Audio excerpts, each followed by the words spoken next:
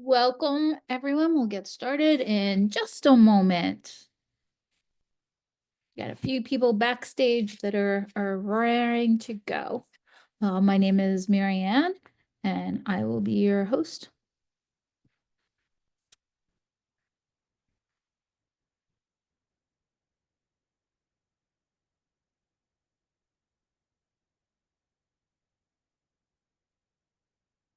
Welcome. So nice to see you. We're going to get started in just a moment.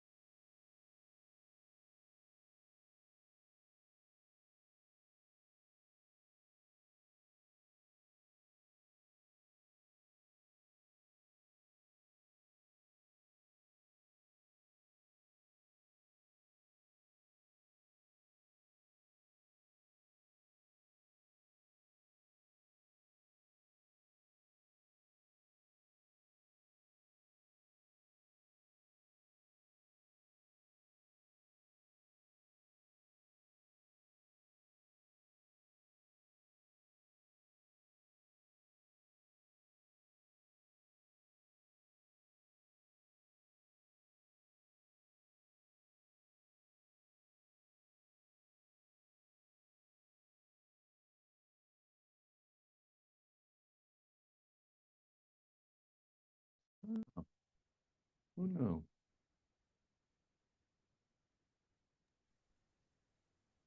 We all good? Welcome, everyone. We'll get started in just a moment. Thank you for your patience.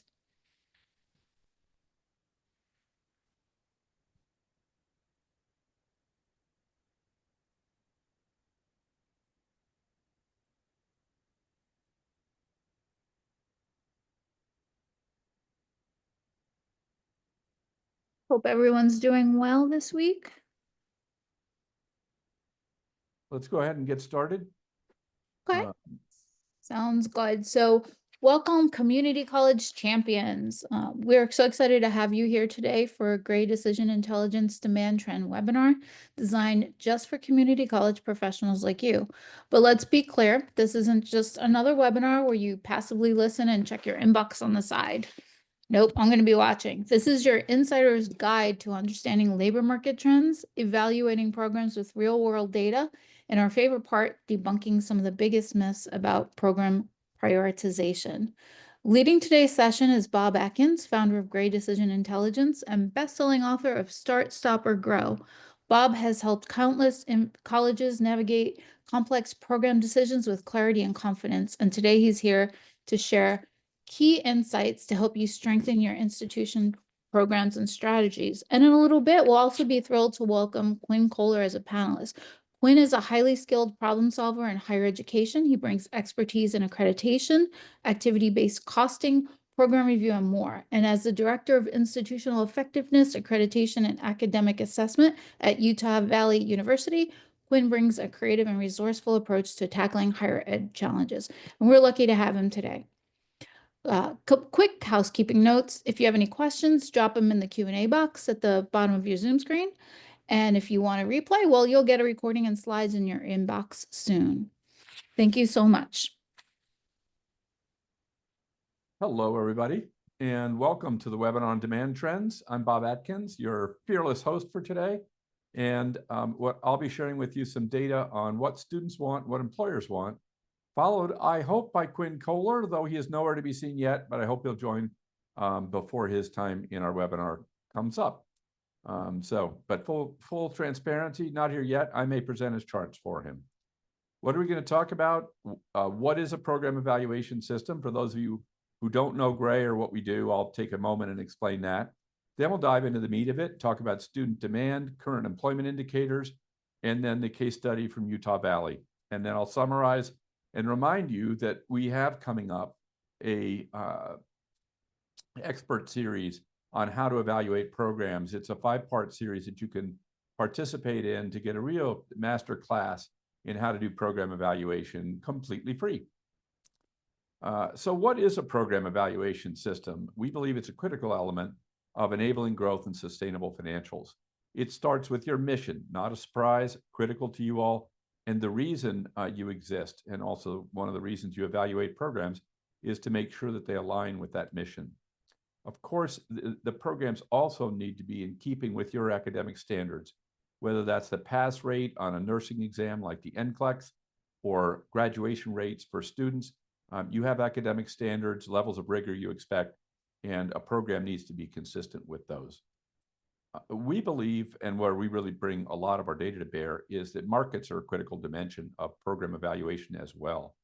And what we expect from markets is to understand whether students want a program. We'll talk about that today.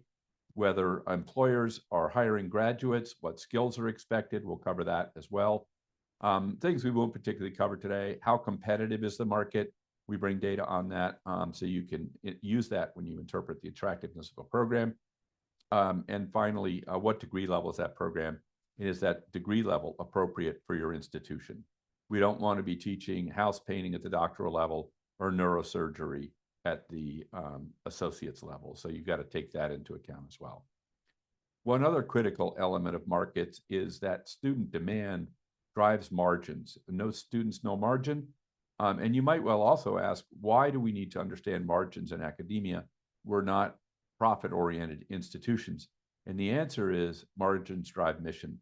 If you don't have any margin, then bad things happen in a nutshell, and that erodes your mission.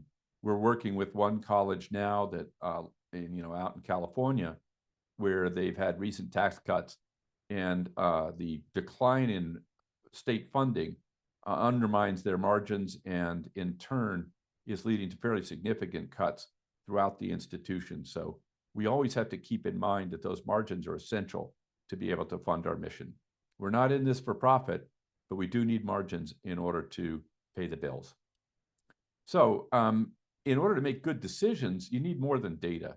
You need to engage the right people in a sound process so that they can use the information to reach good conclusions. So that information component is important, as is the right process for evaluation of programs.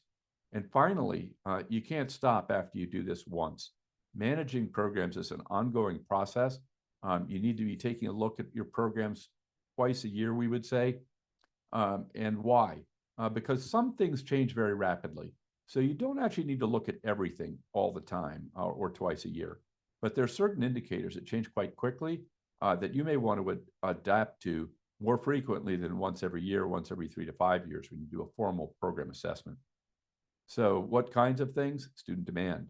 Oftentimes you can see rise or fall in student demand coming through some of the indicators we'll share today, and you can adapt the number of sections that you might offer in a course accordingly. So it's worthwhile to keep on top of that on a very frequent basis so that you can adapt and take advantage of the upticks and make sure you're not overspending on things where the trends are falling. Why bother with all this? I had to get my otter back in my presentations. All this stuff sounds kind of exhausting, and there is a reason. When you do a good job of this, you increase revenue primarily by finding new programs to launch and existing programs that have room for growth. At the same time, when you look at margin data and cost data, you can find money to save. And particularly you find that at the course and section level. Today we'll talk primarily about programs. But when we look at costs and margins, what we find is there almost always a cadre of courses that are significantly undersubscribed. And those are opportunities in many cases to save a little bit of money. There are also other categories that come out when we do that. One is the amount of time that's being devoted to administrative activities or release time. And then there's usually a substantial chunk of cost going to a category we fondly call unallocated expense, which is faculty time spent that's essentially unaccounted for. And that turns out to be a fairly substantial chunk of cost at most institutions, north of $1 million. So there is room to get more efficient. I think there's a ton of pressure now to get more efficient. So while we're not big advocates of cost reduction, one of the things we want to help our clients with is to cut the right costs so you don't damage the institution when people are out on these, well, I'll call them witch hunts, to attack the academic cost structure.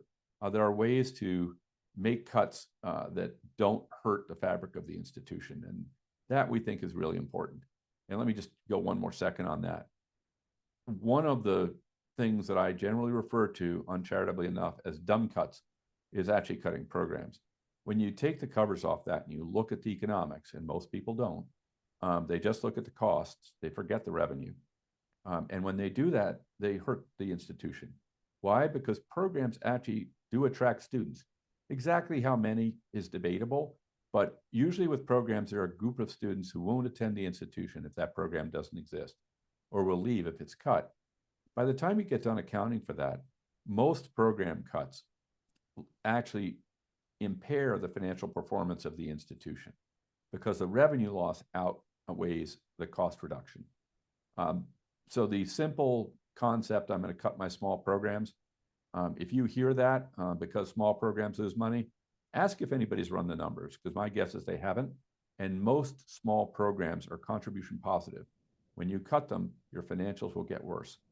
Again, not that you can't cut costs, but you're going to find a way to do that more effectively if you take a closer look at courses and sections. So let's move on to some more cheerful news. What's going on with Google search volumes? The answer, they are going up.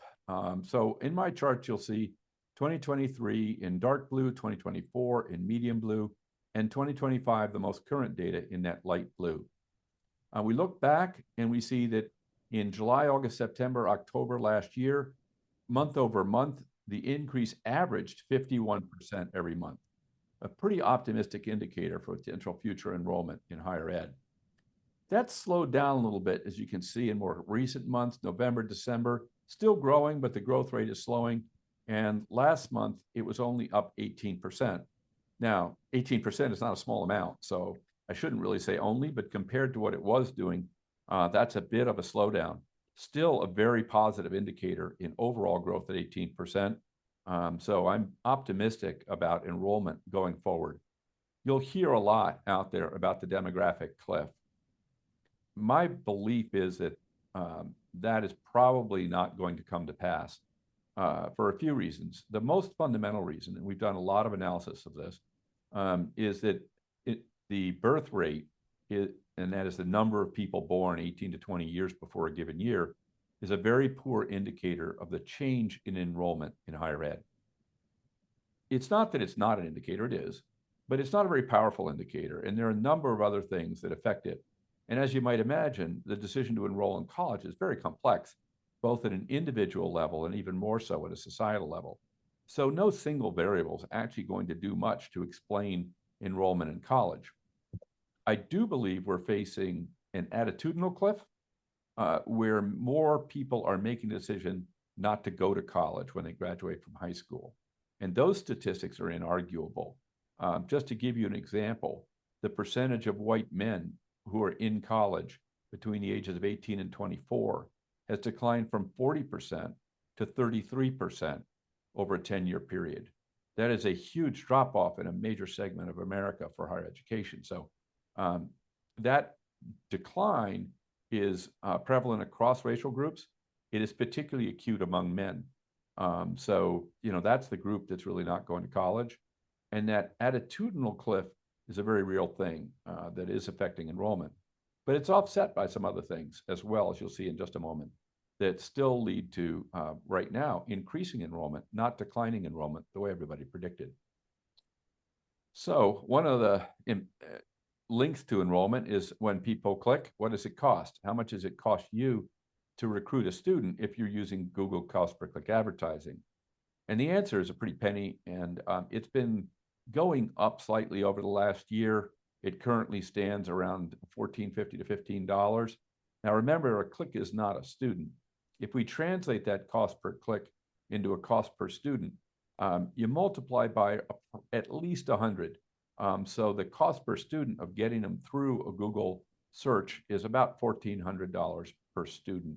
I shouldn't say about, it's at least $1,400 per student, maybe more, depending on what your conversion rates are. And that does vary by institution and it varies by program. So think of that as a very rough number and close to a floor. I've seen that number for institutions that keep track of it, running $5,000 to $6,000 per student enrolled. So this is an expensive channel, but it's also an indicator of the level of competition in higher ed and whether that's going up or down. And right now it's more or less stable. So what's growing on Google? Well, it turns out taking blood is the top thing. Phlebotomists, number of people searching for that went up by 246,000 year over year in January. Ultrasound tech up 221,000. Continuing with our 5 healthcare programs in the top 10, medical assisting up 134,000 and public health up 102,000. And one more, rad tech up 89,000. So half of our top 10 in terms of increasing interest fall into healthcare. Education also makes the top 10 with 145,000 searches for education general and another 91,000 for early childhood education. We have a couple of business programs in the top 10, human resources with over 160,000 searches. And by the way, when I say searches, these are actually incremental searches year over year. So the total would be much larger. This is just the incremental number this year versus last year. And finally, let's see, we did our early childhood education at 91,000. And then we have business with human resources and business general.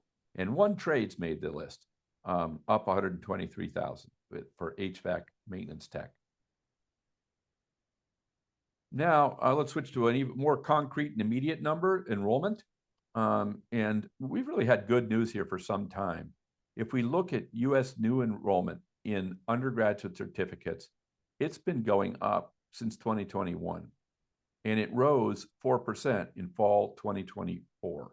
So you all may have seen the fracas with the National Student Clearinghouse. This is their unadjusted numbers. When they went through their adjustments, they made a mistake in the first round and estimated that there was a decline in enrollment. They later corrected that. And fortunately, the data that we get is before those adjustments. So it was consistent throughout that process. And we've been seeing an increase here since shortly after those numbers were released. But in any case, up 4% in certificates. And thank heavens, we're seeing that same kind of growth over on the associate side after years of very sharp decline coming out of the teens and then into COVID. Now we're seeing that begin to bounce back. The pace could be faster, but we are seeing increases in enrollment at the associate level in higher ed. So I love seeing these numbers in green. I had to go through 5 or 6 years of this webinar with negative numbers, so it's really a pleasure to see them go up. Undergrad certs, fall 24 year over year growth. What is happening to new enrollment? So this is as opposed to total enrollment. This is people who've signed up in fall. What's hot? Well, career and technical education actually leads these lists. We've got 5 fields in CTE that are up by 2 of them over 1,000 incremental enrollments. 1 electrician, number 2 HVAC maintenance tech up almost 1,500. Auto body tech enrollment up 722, and plumbing enrollment up by 456 incremental students. We take a look at health. We've got 5 of our top 10 in health. Clinical assistant up 736, nursing assistant up 668, allied health general over 600, medical assisting over 500, and licensed practical nurse at 470 incremental students enrolled this fall. So very exciting growth in these areas. As we take a look now at fall 2024 year over year growth and the fastest growing associate programs, what we find is 4 health related. So we dropped 1 health. We won't see all the technical programs because they're generally certs, not associates. But we've got allied health at the top of our list with 6,000 students new students enrolled, registered nursing up 2,000, rad tech up over 2,000, and ultrasound tech over 1,000. Potential transfer programs up 5,000, more than 5,000. General studies up 2,300, 2,400. Biology general up 1,200 more or less. Economics up over 900, and engineering general up 866. Now let's take a look at the cutting edge, which is Coursera, and actually Udemy is one as well. We're not going to share Udemy today just in the interest of time. But this is where the cutting edge programs are and where you can see very rapid changes in student demand. These can almost be, I would say, trendy in terms of what courses people are taking. One has been on this list for a long time, so I guess you might call it a classic if you were in the trend world or fashion, and that's Foundations Data Everywhere. And between January 24 and January 25, this program increased enrollment versus the same time in the prior years by 727,000 students, an incredible growth rate. That's bigger than the top 10 universities in the United States combined. Now, keep in mind, an enrollment here is not the same as an enrollment in a college or program. A lot of these people won't make it after the first class. They just drop out. It's almost free. So there's no real penalty to dropping out. But still, they're amazing numbers to me. AI for Everyone is a new arrival on our list in the number 2 slot, 475,000. Just think back only 2 or 3 years ago, AI would not have even been on a radar screen. So this is an extremely rapidly growing space. I believe it's actually the largest growth opportunity higher ed has seen in generations. Tons of different ways to participate in this, whether that's offering certificates, special degree programs. And I think the area here is not the science of AI, which is highly mathematical and approachable for most people, certainly way too sophisticated for me. But what I call applied AI, teaching people how to use the AI tools to do new things. And the amount of innovation that's going to take place from that and the amount to be learned is enormous. And so I think that's really a huge area. And if you want to bend your head for a minute, imagine that one of the main things we're going to have to teach in the future is actually AI systems themselves. All these systems are reading data. And one of the things to keep in mind is which data, whose data, who created that data, and do we have an obligation in higher ed to work on creating accurate, truthful information that will then be consumed by the AIs that will then propagate that information out to people all over the world in all sorts of different ways. But teaching the AI, creating a foundational information for AI, what they call ground truth in the industry, I think is going to be an important role for higher ed.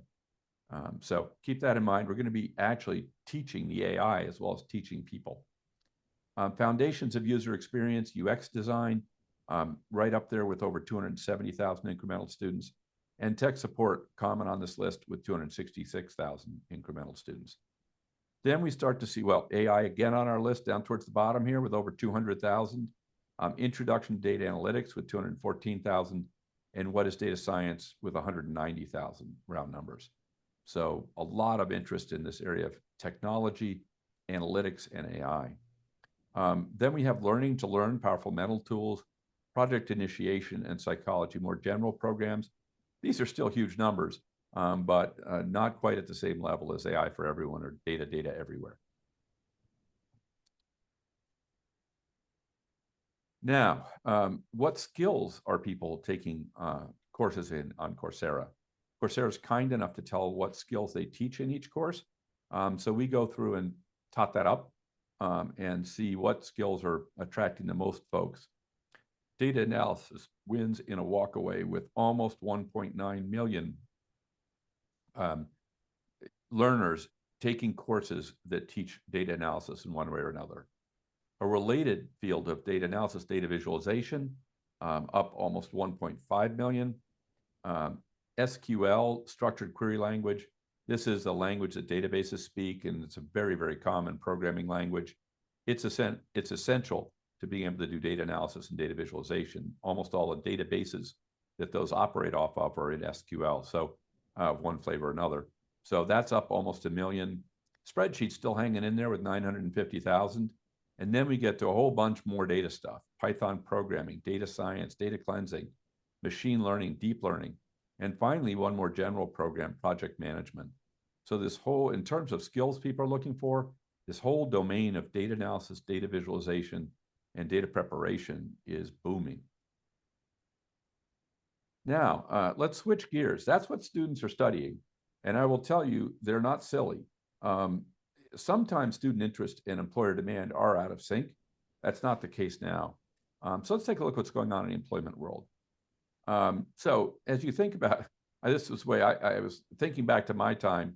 And so I wanted to share with you. I'm not sure whether I'm the llama in this picture, just sort of looking confused at what the world is. But when I was in my 20s, I had no idea what the job market was or what I wanted to do in it. And I fortunately did not start an alpaca farm. That was not in the cards back then. But I did consider it later on in my life. Fortunately, I sidestepped that as well.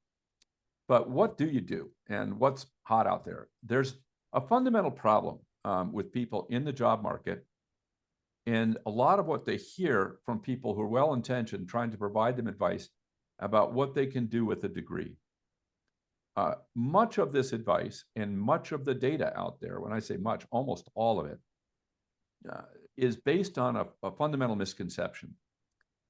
People believe that these analytic techniques posit that people go into the careers for which their academic program directly prepares them. So if I study nursing, I become a nurse. As it happens, that's pretty true. 90% of people who graduate from nursing programs do, in fact, become nurses. That's also extremely unusual. In fact, out of 1,500 programs, only nursing has 90% of its graduates go in the field for which they're directly prepared. So let's take a look at the example of people who graduate with a degree in mathematics. This direct prep concept, which comes from the National Center of Education Statistics, where they have a crosswalk. That crosswalk, by the way, before the in that same screen says this crosswalk is not based on empirical data. So in fact, it's opinions. It's statisticians and labor market economists saying, what should a person do with this degree? And it turns out they believe that people with math degrees should become management analysts. And that, in fact, if you look at jobs for management analysts, of the areas that math majors could go into, they're the most jobs in that particular field. And after that, there are 4 or 5 other fields they say that a math major is prepared for: secondary school teacher, middle school teacher, data science, operations research, actuaries, math science teachers, post-secondary, statisticians, and finally a handful of mathematician jobs out there for these guys. Pretty disappointing amount of jobs here. We're talking about maybe 20,000 jobs in the entire United States for math majors. So while you might think this is an interesting thing to major in, the direct prep would tell you you're probably not going to find a job. Well, that's actually not very true.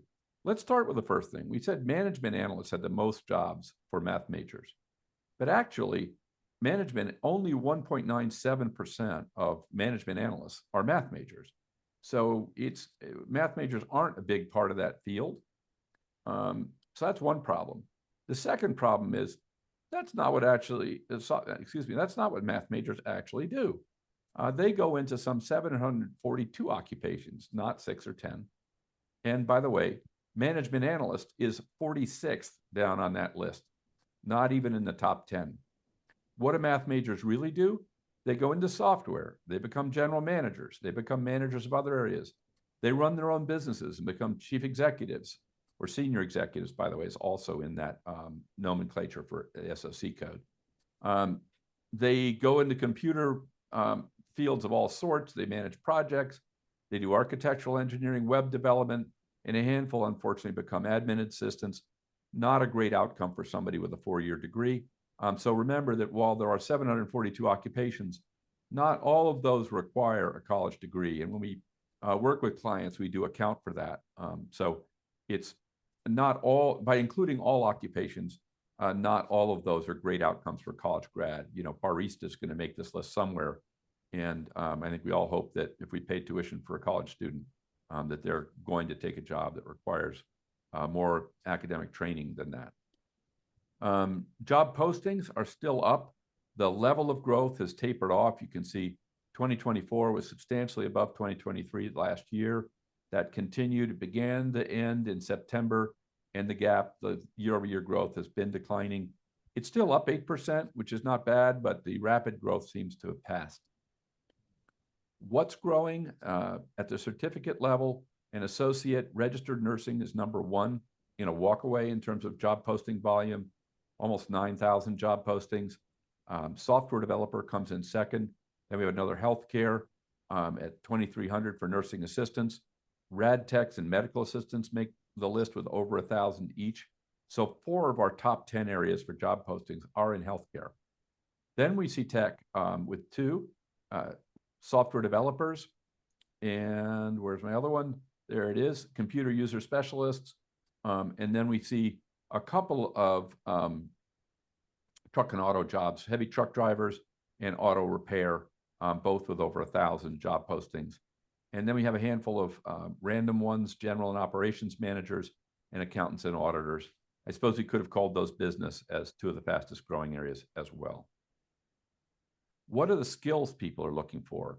Here, the list is heavily dominated by healthcare, nursing skills, behavioral health skills, life support, mental health, vital signs, mental records. These are the 5 of the top, well, let me just check that, 6 of the top 10 skills in demand out there. Microsoft Office is always on this list, at almost 11,000 job postings for that skill. I would say that's a requirement for going into the workplace. And in college, I think people should have to use it often enough that they're comfortable with it. They don't have to be able to write Excel macros, but they do need to be comfortable in major Microsoft applications. I believe we're going to see AI crop up on this list in the future as what I would call a core skill that everybody needs to know. Project management, marketing, and construction also make the list this month. Now, what I'd like to do is turn it over to Quinn, who's going to talk about how you actually use all this information in a higher education institution. And Quinn, I'll advance your charts for you if you like. All right, I'll let you do that, Bob. I'm Quinn Kohler. I'm the Director of Accreditation and Academic Assessment at Utah Valley University.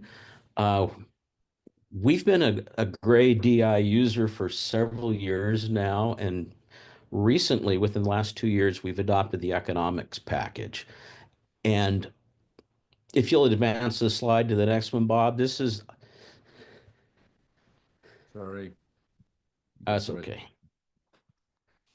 That's a beautiful view of our campus on a day when the grass is green instead of brown. We're located in Orem, Utah, about an hour south of Salt Lake City and 10 minutes across town from Brigham Young University. Next slide.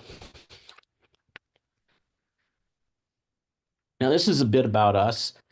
We're a comprehensive regional master's granting institution. We also have a Carnegie classification of an engaged university. We've got over 46, almost 47,000 students now. We're the largest university in the state of Utah. One of the largest universities, I think we're in the top 60 nationwide in the United States. Then you can see our accolades. We're number 1 for best net price in the state of Utah, number 2 for social mobility. And we try to keep our faculty-student ratio at around 25 students to 1 faculty member. Next.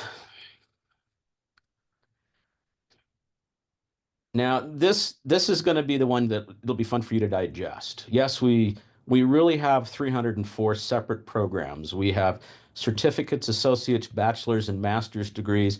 I didn't count the online degrees into total programs because we used to treat them separately, and now everything we're developing is developed to be offered both online, hybrid, as well as face-to-face simultaneously. So we do 1 course development for a course and for our programs.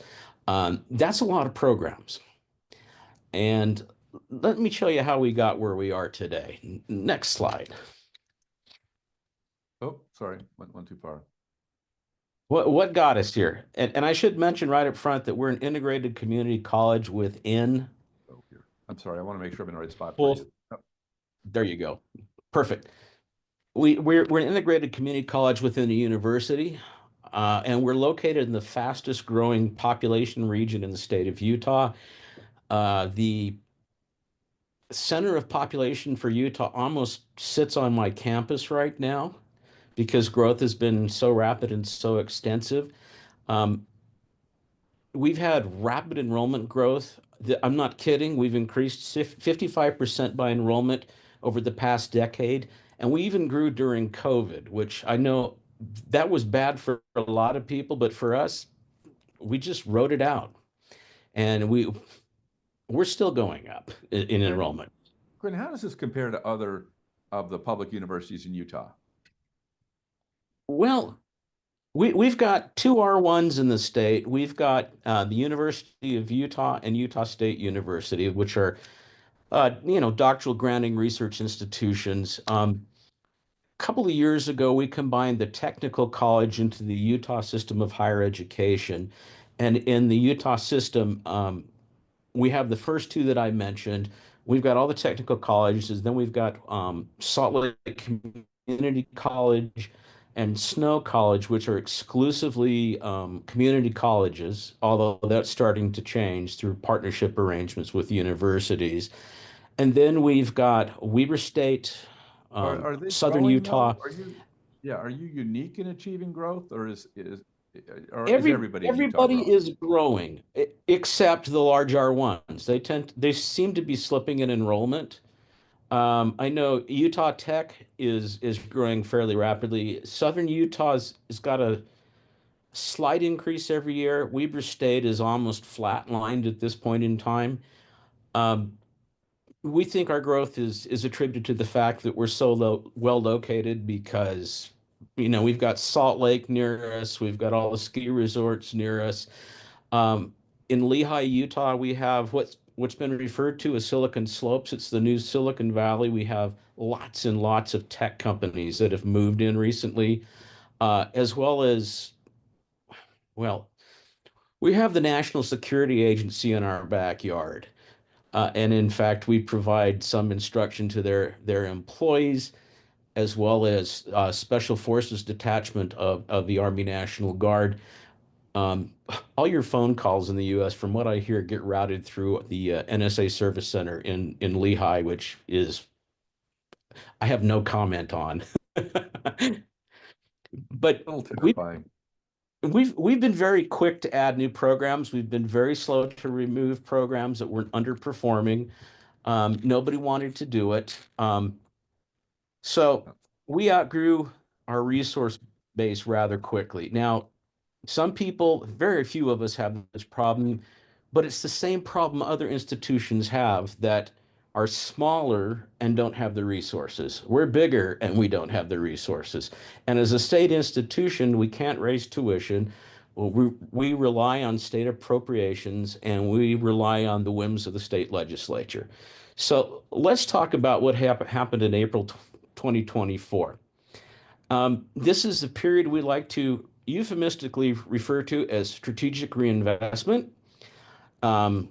I think it was 2 days after the semester ended in April last year, I got a call from a legislative auditor from the state of Utah, and they wanted numbers on selected high-performing programs. Not a problem. 2 days later, I got a call from the same legislative auditor saying, we want you to defend your liberal arts programs because you're in a tech hub. Why are you offering liberal arts programs? Somebody obviously didn't understand, what higher education does. And then about the same time, the Utah Board of Higher Education decided finally they want to detail financials for all programs at every state institution. Now, this was something very new because up until now, the state has only looked at finances at a departmental level. And I'm proud to say that with our partnership with Gray's, at the time, we were the only institution in the state that was able to give the auditors the precise data they asked for every program, which was nice. That bought us some goodwill. Utah's a part-time legislature state. Our state session is in right now. It started in February, will be over in the middle of March. We found a nice bill called Utah House Bill 265 for strategic reinvestment of instructional funds from underperforming programs to high demand programs. Now, the reason I say it's a euphemism is we can't take these funds from anywhere else other than instructional programs. It results into being a 10% funding cut over 3 years, so 33% each year. We can't touch those funds unless we reinvest them into a program that the Board of Higher Education and the legislature approves of.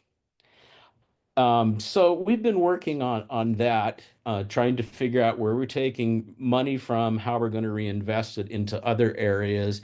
It's going to be interesting to see how this plays out in the state. We've got a lot of worried institutions that don't understand their numbers, I think, as well as we do at Utah Valley. So we're breathing a little easier. So let me show you what we did.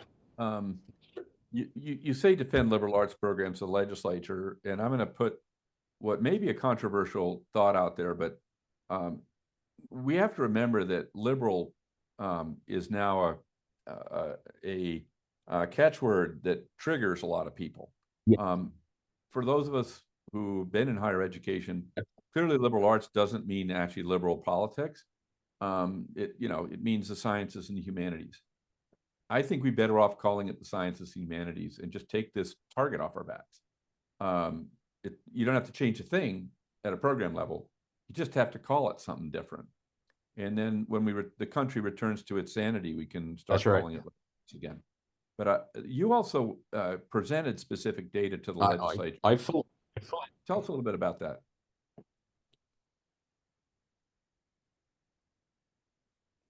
Quinn? It was fun for us when we can you hear me? Yep. Yeah, it was interesting for us when we went to defend liberal arts. We used the alumni data that Gray's provided, so we were able to show where our alumni wound up, what jobs they tended to take, and how much they got paid. And we started looking at and comparing them to other, employment sectors. And the one thing we found is the best employment in the state of Utah is by those that have a liberal arts education. And it was kind of interesting to watch the legislature try to refute that, which they couldn't. Did it and persuade? Then it's very persuasive when they can, because there's this focus on, it has to be employment. It has to lead to employment. Well, not a lot of degrees lead directly to employment.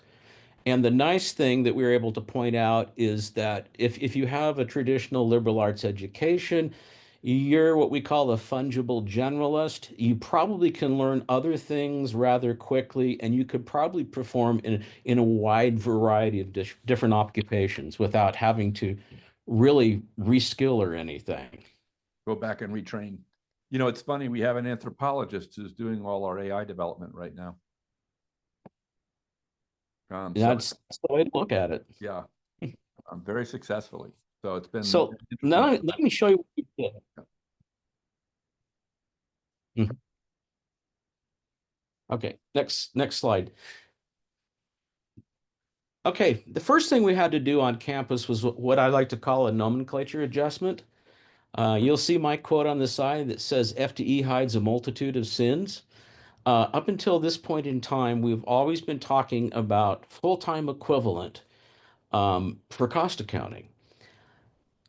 And as most of you know that have worked on a university campus, there are many ways to calculate FTE for many different purposes. And so anytime someone said, let's do it by FTE, you'd have to stop and ask, okay, which version of FTE are we using? Are we using one of the state calculation formulas for FTE?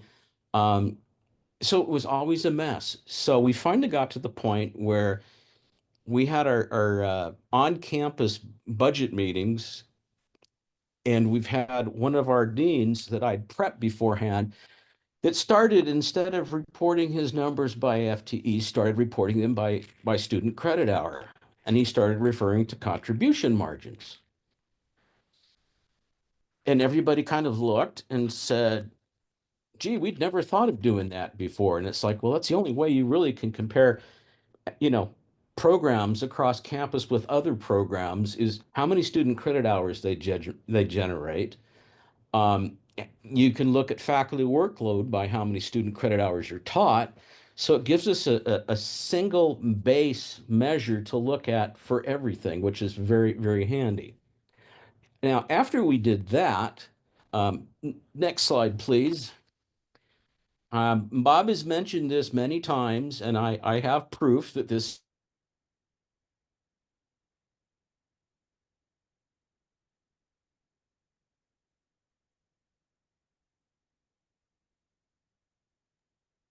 Just give us Yeah. one moment. There, Quinn's back. You dropped out for a second there, Mhm. Quinn. Okay, where did I drop off at? Really just We're beginning to we talk fo- about underperforming courses. okay. The first thing we did was we electives that were not required by any program.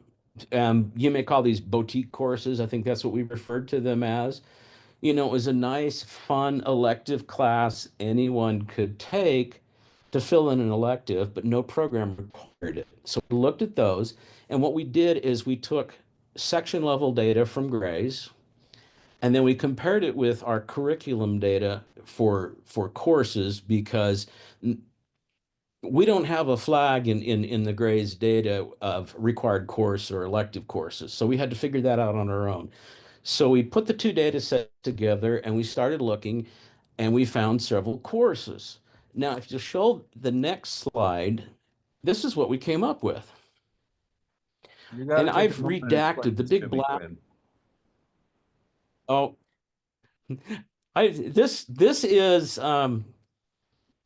first off, two things to note. The big black area denotes that I've redacted the department name, and I've redacted the course name, because we're still in the process of identifying certain areas on campus that these are going away. But as you look at this, the first thing you should notice is right next to the line of block there on the left, you see cost per student credit hour for courses. This is the contribution, or as I told our president and our provost, these are courses we are subsidizing, or if you will, losing money. We have a course in science where I think we lost about $18,000, $19,000 per student every time they took the course. And you see, I've got them from where we lost the most, and this list goes far further than this. The things denoted in yellow, those were areas where we knew we could make a cut, because those were individual sections, very small courses.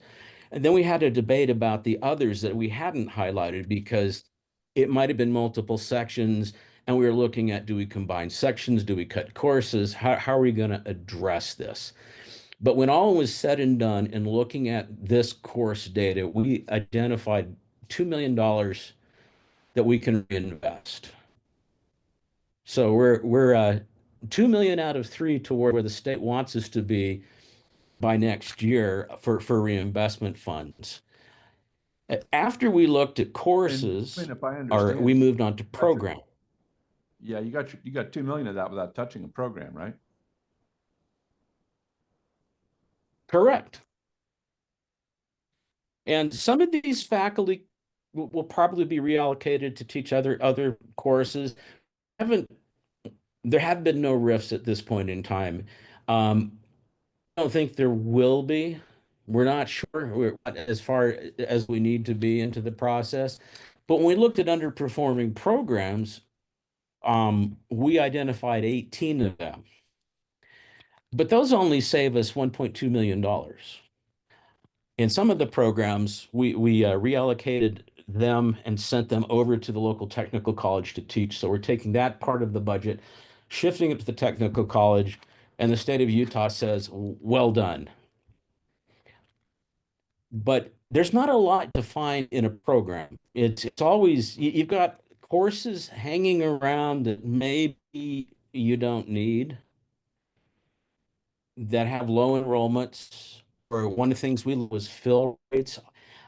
We had one course that we eliminated that had a 10% fill rate, and they had set aside seats for 500 students. And this was a long-term trend. That course is being cut from the catalog as we speak. All right. Well, I'd also point out. Let's go to the next slide, and I'll tell you what we Quinn, this is 18 out of 300 programs, right? So it's very important to remember just how small the opportunity usually is in program cuts. Now, $1 million is nothing to sneeze at, but usually you're not going to find a big number at the program level. That's correct. So this is where I say this is what Gray DI has allowed us to do. The economics platform, which we use, helps us identify underperforming areas as well as growth areas. We can watch the trends. We can see what's trending upward, what's trending downward, where the costs are. We can track it across multiple years. And we got the university all on the same page when it comes to talking about financials. So now there's no confusion about what type of FTE we're using or what type of revenue or loss that we're discussing. We've locked that in. Another thing that we do is we use Gray DI Markets, and that allows us to identify new programs that have a high chance of success, as well as identify programs in decline. One of the ways you keep from getting in a situation where you have underperforming programs is you start right up front and make sure that the programs you roll out, the indicators are there that this should be a winner. If you market it properly, students should come, and you should have a fair number of enrollment and a fair number of graduates coming out of it. We do use Gray's academic management dashboard. We've moved to an annual program review cycle where we can look at the economics and the markets for each program, and deans and the provosts and associate provosts and department chairs can come together and say, what do we need to do with this program to make it more successful? Or maybe this is a program we should sunset. The alumni dashboard helped us keep our liberal arts programs. And in fact, that's one thing to look at now when I'm looking at newer programs is where the jobs are, where the people starting to be employed. And then the final thing we look at is employment trends through the industry reports. Now, next slide, I'll show you the unintended benefits. There's a question coming through, Quinn. It says, if they're underperforming programs, why shift them to the technical college? What good does that do? That's a long discussion, because one of the things the legislature did, we're in a state, it's the only place I've ever worked in higher education where everybody's really, really concerned about, SIP codes. Mm-hmm. And our system of higher education, we absorbed the tech colleges a couple of years ago, and they never figured out what to do with them. I mean, first off, the technical colleges than the universities and the other colleges do. But what they did was we identified areas that, SIP codes that were considered to be academic in nature, and those that were designed to be technical in nature. So the technical programs all got shifted to the tech colleges. And we had a couple of programs that were underperforming that went over there, but we had a couple of large programs that were well performing that also went to the technical colleges. Now, the incidental benefit for us using Gray, the economic rollout process was a really good exercise for us because it helped us know our data and our data systems better. And we found a lot of unhygienic, undocumented, mismapped, and unmapped data. So now we've got that data that goes to Gray clean. So we know that when we're looking at our data in Gray's economics, it's been cleaned and it's correct. Trade-off, our IR folks are still working on putting systems into place to make sure we keep the data clean on our end. That had never happened before, and we'd have several different systems that don't talk to each other. I mean, a good example for us was we use Banner for our log and support, all of that. And all the codes for programs and departments in Banner are different than all the codes that the finance system uses.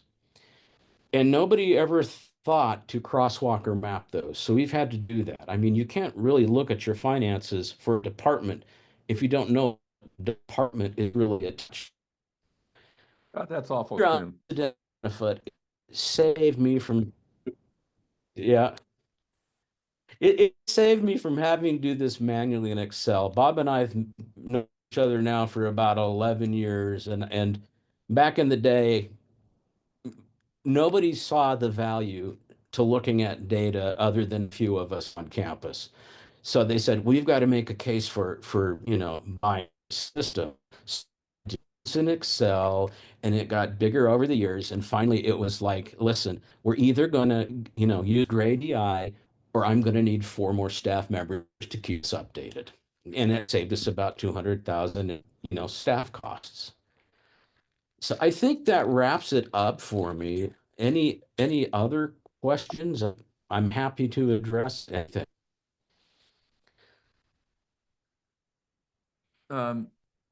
Quinn, can you give us an example of a program that you launched using this information that's been successful and how successful? We, about 3 years ago, we noticed that our general business management degree had flatlined as far as new enrollments. And in fact, I think that's a nationwide trend. People get into business. It was always the stable degree. And we looked at it and we used Gray's Markets, and we started looking at job listings through Gray's industry reports and seeing what skills were required in the marketplace. And we looked at the tired old BS in business and said, we need to make some changes to this. And so based on data we saw in Gray's, we informed how we reworked the curriculum and reformatted the degree so it includes heavy data analytics into it. We are starting to teach AI and strategic foresight as part of the business degree.